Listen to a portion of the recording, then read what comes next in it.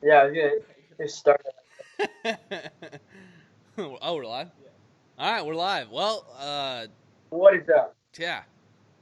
What's going, guys? So, just a heads Well, up, we're going to be dealing with a little adversity today. Skype is having some issues. But, I mean, you still got to, the show must go on. So, we're going to run through everything and appreciate the patience, but just want to give a heads up.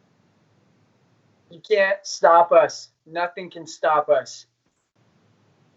Thank you guys for tuning in. As you know, you're tuned in to Fill in the Blank on the Non-Corporate Network. My name is Chaz Vandemotter, Dustin Trout. and we are stoked to bring you the top 6 trending small business stories. This is a show where we spend 3 minutes arguing about each topic, ESPN style. And be thankful you're not watching CNBC because there's some white haired old guy that's drawing through really boring stories and wasting your time this morning. So we're here to bring you the quick hitting stuff, get you what you need to know, bring you up to speed, and kick you out so you can get on with your day and get after it. So without further ado, let's jump right into it. You ready, Dustin? Yeah, let's do it.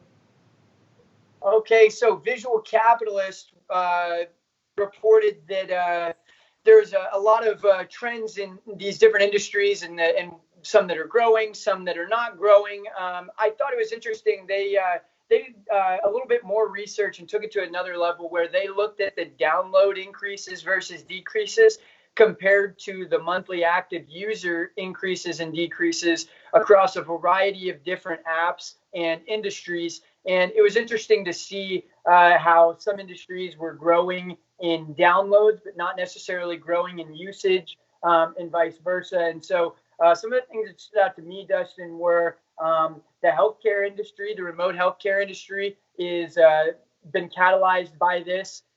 There's a lot of apps out there. Actually, one app called MyChart, #1 medical app in the Apple Store, seen incredibly huge increases in downloads. Obviously, media, entertainment, online shopping apps, video chat have all seen dramatic increases. But what are your thoughts? Were you surprised by any of the findings in this story? No, I mean everything that pops out. I mean makes sense. There's more consumption across entertainment. I mean the one that does kind of surprise me is the Netflix one, where getting more downloads, but not as many active users. But I think it goes to. I mean, if I'm staying at home, I'm probably not going to watch Netflix on my phone. Just going to watch it on the TV. But I mean, there's nothing surprising here. I mean, other than the other one that kind of sticks out is the food delivery. I mean, I feel like I see so many more people talking about Uber Eats and all the food delivery. I think one thing outside of just the surprising aspect of it is from a marketing perspective, maybe being mindful of are you placing ads? Are you reaching people on apps? I mean, more people are going to be using them, but I think it's being mindful of where you're targeting. But I mean, in terms of surprising, is there anything that surprises you on what's out there? I think that we obviously know the video chat, the online conferencing, the online shopping. I thought it was interesting seeing the rise of like Instacart and now the rise of these shopping grocery stores trying to create their own technology to combat against something like Instacart.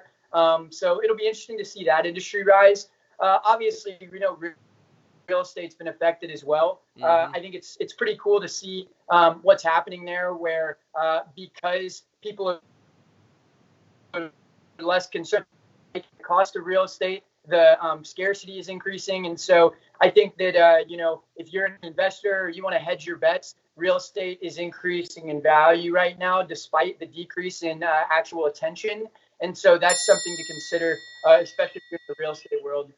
Yeah, one thing that surprises me is that there aren't more grocery stores on there. I mean, I know Fry's has an app where you can do curbside pickup and all that type of stuff. I think they could help with all the inventory issues that have been happening if they push that a bit harder. So it'd be cool to see them push that as we move forward. But on to the next story. So 90% of employers, as they're going through the interview process, actually look at applicants' social media posts. And it kind of sways their decision on whether to hire or not. and it's 79% of applicants have been denied positions by HR due to certain posts or content on people's social media. I mean, a lot of it has to do with just showing drug use, hate speech, talking negatively about previous employers. I mean, all that type of stuff makes sense. I think, with culture being such a huge buzzword when it comes to companies in today's world, I think, I'm for it. Look at people's social media. I was having a conversation last night where, does a 1 hour interview even make sense anymore? I mean, we all know that you're going to ask the normal questions. You're going to have answers already supplied. So, like, get insight into who people are looking at their social media. That shows the real them. But what are your thoughts? Do you think it's good that people are using social media to kind of vet potential employees?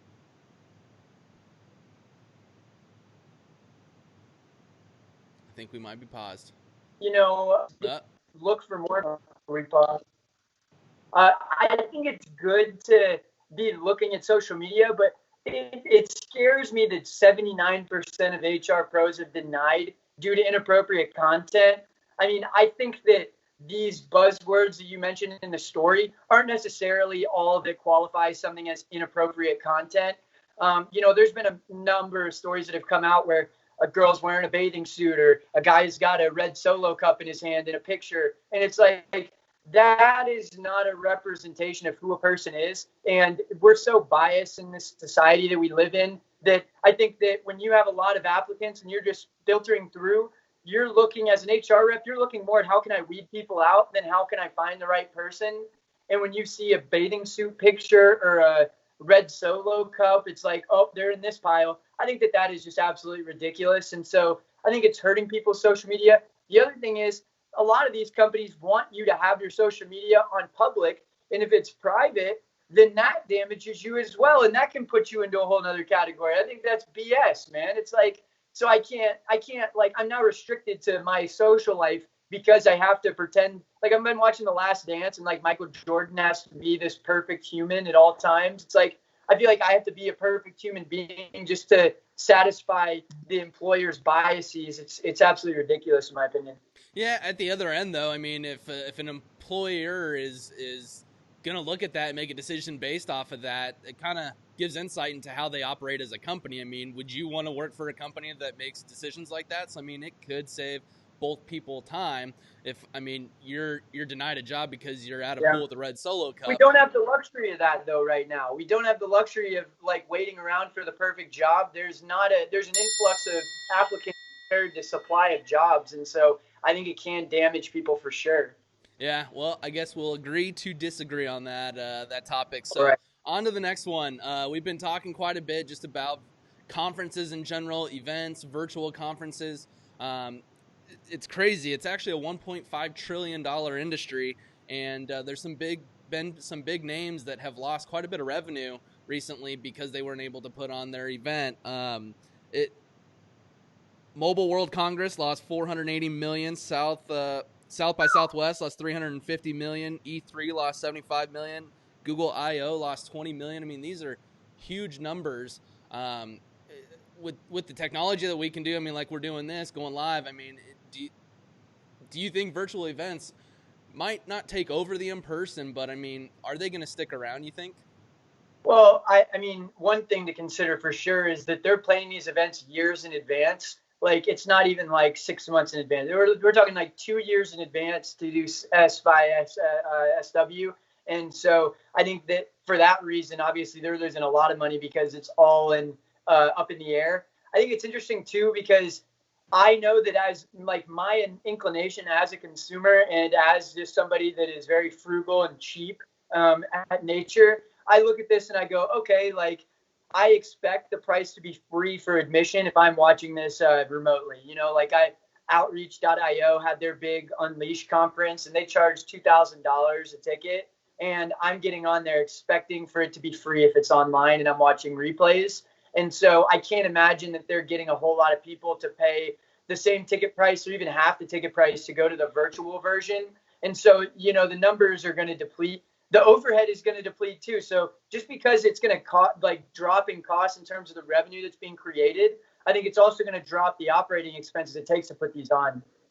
Yeah, I mean, I hear you on that, but I think that there's more opportunity on the revenue side by doing this. I mean, I hear you that it should be free if you're watching on demand afterwards, but I think there's a lot to be said about I could either send an employee to this conference that's going to cost $5,000, or I can have them just sit in the office and watch live for $40. I mean, now it's Yeah, like how many people aren't going because of the cost? I mean, you have so many small businesses that every dollar counts. That I mean, there's so much good information that could help businesses grow, but it's sure. tough to justify that $3, $4, $5,000 ticket plus the cost of travel plus the cost of hotel and all that. And so I think there's so much opportunity on the live side of things. And like I said, if you're charging 40, $50, you'll get a whole lot more people jumping in. They'll then be Yeah, excited and share it. And so it can create right. huge brand recognition, brand awareness Well, for the event. yeah. Well, the baseline of why you would even put on an in-person event is to build your brand and spread awareness about it. And so why not have a digital version of the conference regardless? It's all about spreading the awareness, spreading the brand, getting eyeballs on it. So yeah, I would say that either way, it's going to be a smart move to start adopting to this method. Yep. Agree with you there. So Yeah. there's a new company that is helping the restaurant industry. It's called Numa, and they're helping with a landline be able to take text orders, and people can call and place their order, and it takes voice recognition and then places the order for you. So now you're not having to rely on Uber Eats and all the delivery services where, I mean, they're taking a huge chunk of your orders. I mean, I've seen some receipts where it's like, we made $3,000 in revenue, but after fees and all this stuff, we netted $800 in actual revenue. So, I mean, there's a huge cost to provide that convenience for your customers. And so it's only $49 a month, and you can take unlimited transactions. It coordinates curbside pickup whenever the order's ready. It'll send the person a text. I think Yeah. it's huge. It's going to be a disruptor for the restaurant industry. What's your take on? I mean, I know your stance on taking data. I mean, do you think that people talking and then the voice recognition is going to be abused, or what are your thoughts on everything? I mean, it's all going to be abused if we don't make rules. It's like we want to be pushing innovation, but the government's still in 1980 in terms of innovation, and it moves so slowly that it's like the only way to be innovative is to sacrifice the policies that go into protecting it. And so it's like, do we take the risk of going down the path before regulation catches up and risk our data and not be compensated fairly, or not? And I mean, I look at this and I think for restaurants it's really about local, so I'm not as concerned. I know there's bigger chains, there are bigger corporations, but everything is kind of being geared more towards your local, especially when it comes to brick and mortar. And so I've always wondered, why not be able to text the business right off of Apple Maps and put an order in? I mean, I love DoorDash and Uber Eats and everything else, but I know exactly what I want. If I can say, "Hey Siri, order me a double cheeseburger, like a double double from In-N-Out," and then it just comes to my house in 30 minutes. Like, I mean, I'd rather do that. Slaps compared to DoorDash, and it's like great. Like DoorDash, like your interface becomes like obsolete. Yep. Yeah, one thing that was interesting in the article, it said 70% of phone calls actually get missed because during lunch and dinner, people Yeah, are no calling one's in and ever you don't have the answered. bandwidth to Yeah, answer. And so it's like, how much more revenue could be made no. from restaurants? I mean, I think it's awesome. Bro, I was in the empty parking lot last night at the Habit Burger at 8:30, waiting for them to come bring me the order out because it's a like contactless delivery or whatever, the curbside pickup. And I'm sitting there calling the restaurant, calling DoorDash, thinking that the door is locked. And after 10 minutes of sitting there, I realize I have to walk in to get it. And I'm like, no one really knows what's happening here. So like, I think this would really smooth the process out. Yep. Watch out, DoorDash and Uber Eats. Hey, well, and Companies are coming they for could you. still have the fleet. They could still have one side of their revenue where they're paying the drivers, but in terms of the delivery process, yeah, it's almost easier that way. No, I love it. Well, getting to the next story. Thought this was interesting. Stores within stores. This is something that's crazy. I know that my girlfriend's drugged me through Sephora before, as I'm sure you've been there as well, Dustin. Yep. Any guy has experienced the painstaking process of walking through JCPenney or Macy's and then being like, holy crap, there's 4 stores inside of this one store. This is a terrible idea for girls that are trying to spend money on things. And so stores within a store are going bankrupt because the stores themselves are going bankrupt. Sephora is one example of many that signed a huge deal with one of these retailers to actually create brick and mortar stores inside of the retail store. And I think that this is a dicey, slippery slope in terms of what can happen. And I know that we're kind of on the way out of shopping malls and everything else. And so I'm curious, like, what is a department store going to do besides go bankrupt? Like, how can they protect themselves right now? And how can these stores within a store bounce back from this whole thing? Yeah, well, the stores within a store, I mean, that's kind of the cost of relying on someone else's retail space. I mean, it's the solution there is just go get your own store. But I think with so much e-commerce happening, I mean, brick and mortar needs to innovate. I was talking with my wife yesterday that, I mean, how cool would it be if Sephora or something had a rock climbing wall for kids, and now it's like, okay, I can get an extra 30 minutes, 40 minutes because my kid is entertained. And even then, it's like, how many people would go, all right, well, I got nothing else to do. Why don't we take our kids to go rock climbing? Oh, wow, look at that sale. And all of a sudden you're generating revenue. So it's like creating something to do within the location. And I think if people can do more than that or do that, if more retailers can do that, I think we'll see a big shift back over to retail. I mean, with how quickly things can get delivered, I mean, you can get things on Amazon in an hour or two. So the getting it right away, I think, is taking a share from retail, and I think it's just it's going to come down to innovation. Yeah, no, I mean, I look at this and I think, you know, people are more comfortable going back to the office than they are going to a restaurant or going to a store right now, which is understandable. At least you know that there's not been 100 other people that have touched the same thing on your desk that you're about to pick up the stapler, like, you know, so it's like I see that. But it seems like the office spaces are opening up, or they're not in a rush to get back, where these stores are like begging people, like, please let us open, please come into our store. And so, I mean, I think we're going to start seeing stuff fly off the shelves at 60, 70, 80% off at Sephora and JCPenney. So don't tell my girlfriend. I hope she's not watching. I'm going to end up. Yeah, I know. My wife is probably watching and already going to get a text. When can we go? Oh, no. Oh, no. Word. Well, let's jump into our next story. So I think this is interesting. You know, obviously, we've talked about small business loans and how the money is flying off the press right now and getting out to these businesses. And obviously is a big topical point right now. Seeing from the first to second round of funding, we saw a dramatic shift from the breadwinners of the first launch or the first round of funding went predominantly to states in the Midwest, which I was very surprised about. I would have thought probably East Coast. The East Coast saw the least amount of money come in terms of the spread of where the businesses are headquartered at that are being awarded the money. In the second round was almost entirely focused on the West Coast. So it almost seems like the government is taking this in chunks based on region. So I'm wondering when, you know, our I know New York got a big chunk as well, but I'm wondering when these, I'm from the Southeast, and I wonder when the Southeast is going to see some love, when the Southwest is going to see a little bit more love. But it was interesting to see that it was very clear on that graph that it was Midwest on round one and mostly West Coast in round two.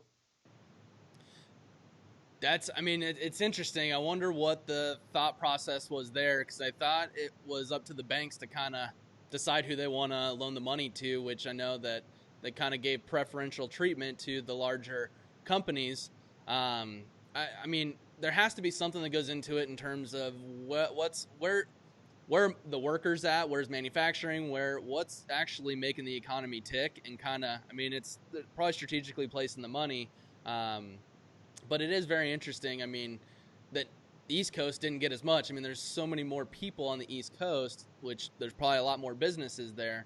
I mean, what are your thoughts on how it's being distributed? I mean, should it be done geographically or by industry?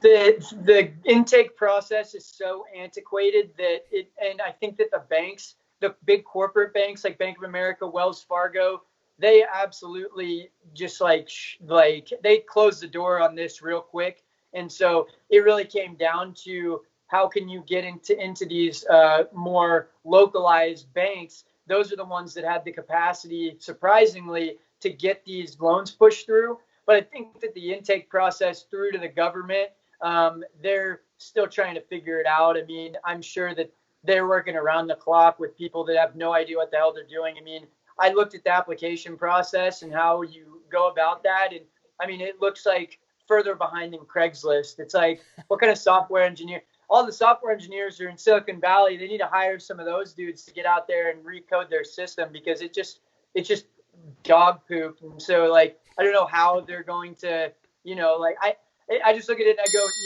seeing this graph is so like Midwest is completely red and then West Coast completely red. It's like they obviously didn't have very much sophistication. They're just like, crap, this pile's getting high. Let's grab some of this pile now. Like, so it's like I'm not super happy about how it's been done, but hopefully they just keep getting the relief to the right people and taking care of small businesses because those are the lifeblood of our economy more than even the big businesses.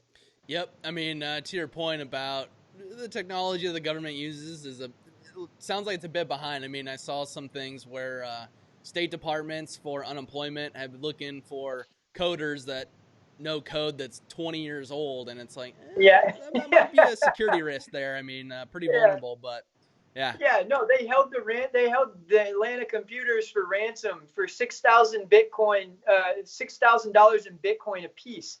Back in Atlanta, where I'm from, they held the whole computer system for ransom. So, like the malware, all this stuff, like they need to get their crap together. Like Donald, put some time into security, bro. Like we need it.